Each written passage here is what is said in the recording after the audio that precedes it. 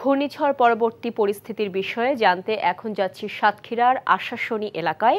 সেখানে আছেন আমাদের স্পেশাল করেসপন্ডেন্ট হাসান মাহমুদ।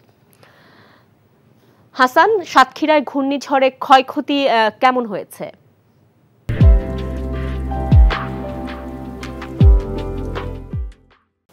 এখনও আসলে প্রচণ্ড বাতাস এবং আমি যেই জায়গাটিতে দাঁড়িয়ে আছি এটি সাতক্ষীরা জেলার আশাশুনি উপজেলার একটি এলাকা। আমার পাশেই হচ্ছে নদীর বাঁধ রয়েছে।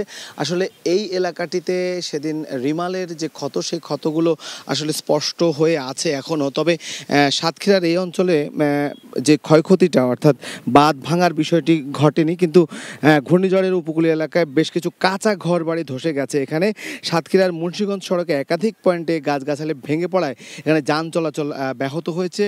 এবং এছাড়া যদি বলি, বিদ্যুৎ বিচ্ছিন্ন থাকায় জনপদ জুড়ে মোবাইল ও ইন্টারনেট সেবা বিঘ্নিত হচ্ছে এবং মারাত্মক ভাবে সেটি পাওয়া যাচ্ছে না।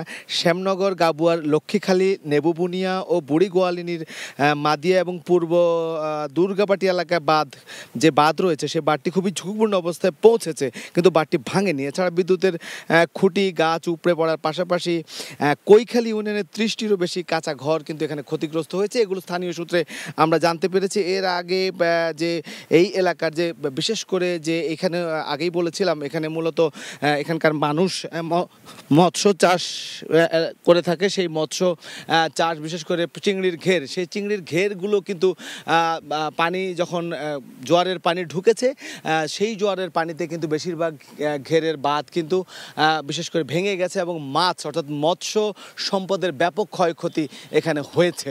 সব মিলিয়ে যদি বলি তাহলে এখনও এই এলাকার অনেক স্থানেই কিন্তু বিদ্যুৎ পৌঁছেনি, মানুষ কিছুটা বিপাকেই রয়েছে।